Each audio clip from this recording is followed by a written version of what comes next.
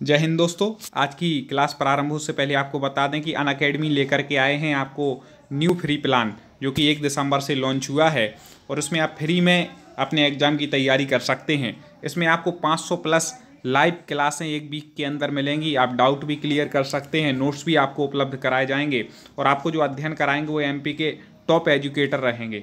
Daily और weekly इसमें live mock test भी होते हैं, उसका भी आप अध्ययन कर सकते हैं। आपको बता दें कि आप एमपी की किसी भी एग्जाम की तैयारी कर रहे हो, चाहे वह एमपी पीएससी हो, एमपी पुलिस हो, constable, MP SI, MP jail प्रहरी आदि सभी एग्जाम की तैयारी आपको यहाँ पर कराई जाएगी। फ्री में लाइव क्विज भी उपलब्ध हैं जिसमें 20,000 प्लस प्रश्न हैं। आप उसके माध्यम से भी अध्ययन कर सकते हैं, क्विज दे सकते हैं। और T20 सीरीज होती है प्रत्येक सोमवार से शनिवार, जिसमें 20 मिनट में आपको 20 क्वेश्चन हल करने पड़ते हैं। आप अपना एनालिसिस उसके माध्यम से कर सकते हैं। टॉप एजुकेटर आपके इस एनालिसिस में सहयोगी होते हैं और भी बहुत कुछ अनअकैडमी आपके लिए लेकर के आता है जो आपकी परीक्षा के लिए उपयोगी है। अब आपको यदि जुड़ना है, लाभ लेना है, तो सबसे पहले आपको प्ले स्टोर से डाउनलोड करना है अनअकैडमी ऐप और सिलेक्ट करना है MPPSC। और आप चाहते हैं कि सब कुछ आपको फ्री मिले लाइव क्लास, तो आपको एक रेफरल कोड डालना है, उसमें लिखना है सुमित जैन। बिना स्पेस दिए आप इसको लिखेंगे तो आप फ्री में लाइव क्लास का आनंद ले सकते हैं। साथियों, मैं अमित शास्त्री आज आपसे चर्चा करने वाला हूँ। हिंदी के बहुत ही महत्वपूर्ण 30 प्रश्नों पर लगभग हम चर्चा करेंगे जो कि आपके परीक्षा के लिए महत्वपूर्ण हैं। तो चलिए शुरुआत करें। पहला है, अलंकार का नाम बताओ। प्रिय प्रवास की बात चलत ही, सूखी गया तिये कोमल गात। जैसे ही प्रिय प्रवास की बात चली तो कोमल गात उनका सूख गया, मतलब इतनी बड़ा चढ़ा करके बिल्कुल बात कर रहे हैं, इसलिए यहाँ पर कौन सा हो जाएगा, अति संयुक्ति अलंकार हो जाएगा। ठीक है, वो हाँ पढ़ करके समझना पड़ता है। आगे देखते हैं, सही विकल्प चुनिए। क्या चुनना है? खाली स्थान और शब्द चयन में विशेष ध्यान देने से कविता भाव संप्रेषण में सहायक होती। किस किस में? तो आपको बता दें कि इसका उत्तर कमेंट में आपको ही बताते जाना है और फिर हम भी बताते जाएंगे। ठीक है, तो अलंकारों के सार्थक प्रयोग से क्या होता है कि अलंकारों के सार्थक प्रयोग शब्द चयन से भाव संप्रेषण में सहायता मिलती है। आगे देखते हैं, सही विकल्प चुनें। रस खाली स्थान है। कैसा है? जब रस होता है तो क्या आता है? आनंद। तो रस कैसा है? आनंद स्वरूप। एक और बात बता दें, आपने चैनल को तो सब्सक्राइब कर ही लिया होगा, क्योंकि ऐसे बहुत ही महत्वपूर्ण वीडियो चाहे हिंदी के हों, चाहे संस्कृत के हों, चाहे बाल विकास आदि के हों, हम आप तक लेकर के आते रहते हैं। चैनल पे बहुत से वीडियो अपलोड हैं, आप प्ले लिस्ट में जा कर के आपको जो भी वीडियो देखना है वो ज़रूर देखें। और आप यदि पूरी तैयारी सिलेबस के अनुसार करना चाहते हैं तो यूट्यूब पर सर्च करें टॉप 50 स्टडी और इस हमारे यूट्यूब चैनल से जुड़ जाएं। आपको हम पूरी तैयारी टॉप 50 स्टडी यूट्यूब चैनल के माध्यम से कराएंगे। आगे देखें, सही विकल्प चुनें। भाव दशा के कारण वचन में आए परिवर्तन को क्या कहते हैं? भाव दशा के कारण यदि वचनों में परिवर्तन आ रहा तो क्या कहेंगे? उसको वाचिक। ठीक है, अब वाचिक क्या कह लेंगे? क्योंकि भावों में परिवर्तन आ रहा है तो अनुभाव कहलाएगा। क्या कहलाएगा? वाचिक अनुभाव। आगे देखते हैं, सही विकल्प चुनिए। काव्य, कविता या पद्य साहित्य की वह विधा है जिसमें किसी कहानी या मनोभाव को खाली स्थान किसी भाषा के द्वारा अभिव्यक्त किया जाता है। किस रूप से किया जाता है? तो आपको बता दें कि यहाँ पर कलात्मक रूप से कविता में वह प्रस्तुत किया जाता है। ठीक है, आगे देखते हैं, पल्लवन में सूत्र, वाक्य, विचार या भाव को क्या दिया जाता है? पल्लवन में विस्तार दिया जाता है, तो क्या हो जाएगा? मात्र विस्तार दिया जाता है। ठीक है, मात्रा विस्तार नहीं होगा, मात्र होगा, याद रखिएगा।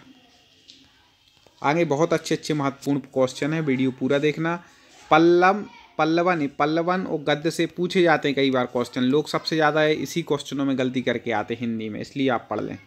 पल्लवन सामान्यतः खाली स्थान भाषा में किया जाता है, तो किसमें? गद्य भाषा में किया जाता है पल्लवन और संक्षिप्तीकरण दो चीज़ें हैं। संक्षिप्तीकरण करते समय क्या करना चाहिए?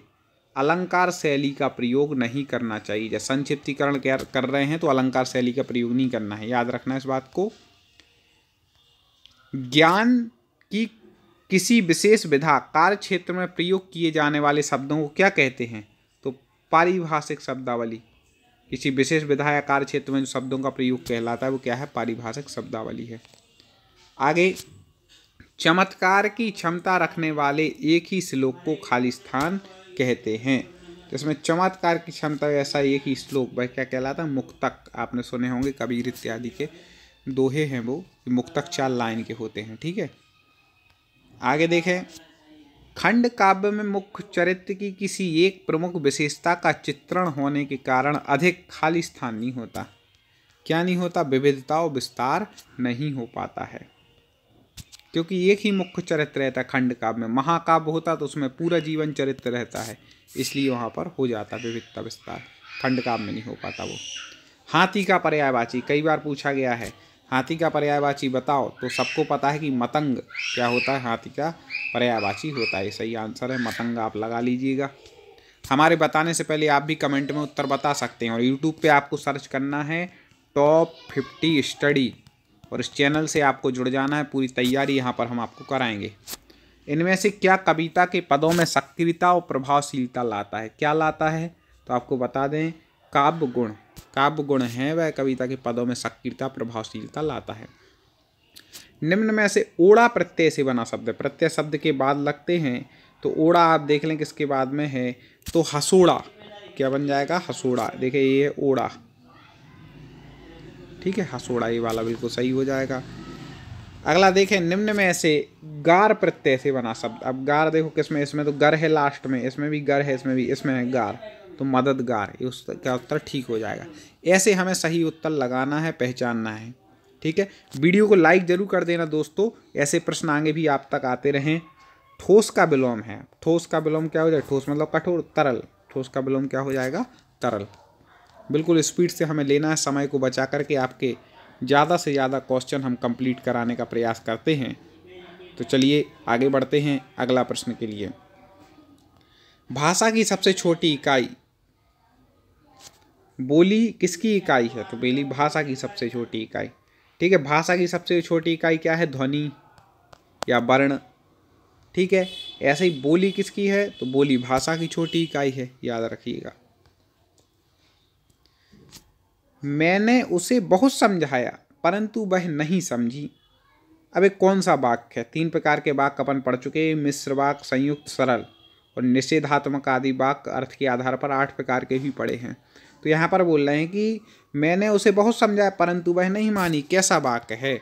तो परंतु वगैरह जो आ जाए और आ जाए तो हमने बताया था संयुक्त वाक्य होता है। मैंने उसे समझाया एक वाक्य, परंतु वह नहीं समझी दूसरा, तो संयुक्त वाक्य हो गया। ठीक है, अब देखें, नीचे दिए गए वाक्य के लिए सटीक मुहावरा बताइए। इसके लिए मुहावरा बताना है। वाक्य दिया है बहुत अधिक परिश्रम करने वाला, तो बहुत अधिक जो परिश्रम करता है उसके लिए अपन क्या कहते हैं? कोल्हू का बैल। कहते हैं ना, कोल्हू के बैल जैसे पिल रहे हो भैया, बहुत अधिक परिश्रम कर रहे, तो कोल्हू का बैल। मुहावरा लोकोक्ति हम डेली वैसे भाषा में अपने प्रयोग करते हैं, पहचानने की ज़रूरत है। इसके लिए भी सही मुहावरा बताना है। क्या है? राम उससे जब पुस्तक मांगने लगा तो वह खाली स्थान करने लगा।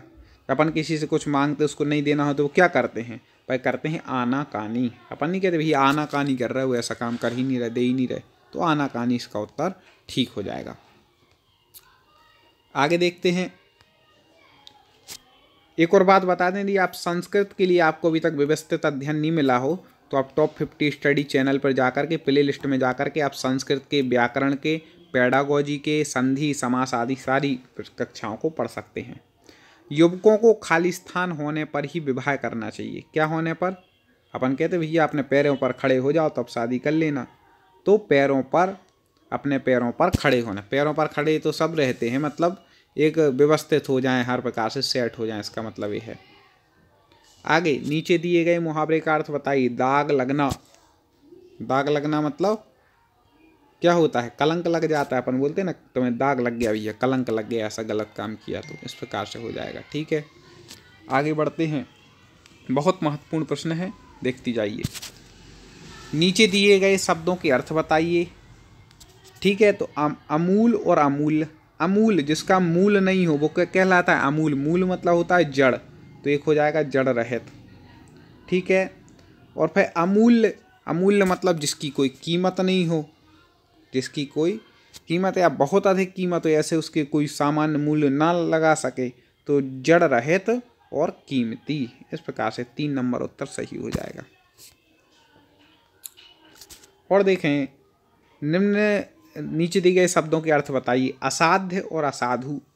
असाध्य मतलब होता है जो आसानी से साध्य ना हो, मतलब कठिन हो।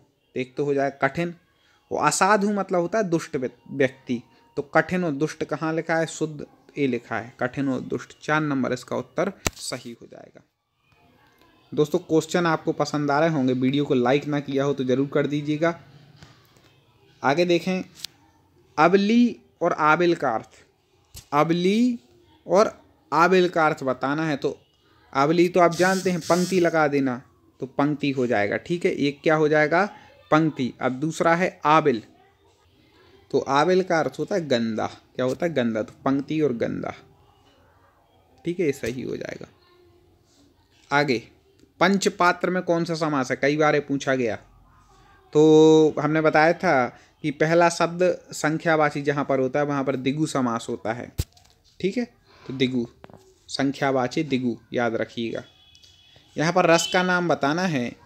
प्रिय पति वह मेरा प्राण प्यारा कहाँ है, दुख जलधि निम्न का सहारा कहाँ है, अब तक जिसको मैं देख के जे चुकी वह हृदय हमारा नेत्र तारा कहाँ है। तो यहाँ पर कौन सा?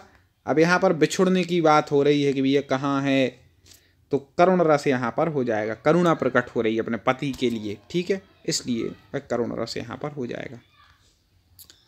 अगला देखते हैं, छंद शब्द का मुख्य अर्थ। छंद शब्द का मुख्य अर्थ बंधन है। खाली स्थान नियमों के आधारित काव्य रचना को छंद कहा जाता है। तो कौन कौन से नियम है वो बताना है। तो देखें, छंद में क्या क्या होता है आप सबको बिल्कुल याद होना चाहिए। तो कई बार पूछा जाता है, गति होती है, तुक होती, मात्रा विराम। तो कहाँ है? गति, तुक, मात्रा विराम। ठीक है, इस प्रकार से इसका उत्तर ये सही हो जाएगा। और अगला देखते हैं, उससे पहले बता दें लाइक जरूर करना दोस्तों, शेयर भी अपने दोस्तों तक कीजिए, जिससे वो लोग भी हिंदी अच्छे से पढ़ सके। आगे देखें, खाली स्थान से व्यंग्यार्थ का बोध होता है। व्यंग्यार्थ मतलब व्यंग का कहाँ पर बोध होता है? व्यंजना शब्द शक्ति में क्या होता है? व्यंग्यार्थ का बोध होता है। हमें उम्मीद है आपको पूरे क्वेश्चन बड़े अच्छे पसंद आ रहे हैं। आप इसी तरह अपना अध्ययन करते रहें।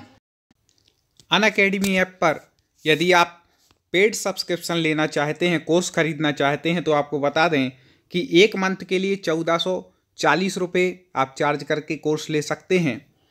आपको डिस्काउंट की बात बताएं, यदि आप refer code Sumit Jain dial करेंगे तो आपके लिए 10% प्रत्येक कोर्स पर डिस्काउंट भी मिलेगा। 3 मंथ का कोर्स 3600 रुपये का है, 6 मंथ के लिए 6480 रुपये का है, 12 मंथ के लिए 7920 का है, विशेष ऑफर है, और 24 मंथ के लिए 11520 रुपये का आप कोर्स ले सकते हैं। तो आप ज़रूर जुड़ें और अपने जिस भी एग्ज़ाम की तैयारी कर रहे हैं उसमें सफलता प्राप्त करें। जय हिंद।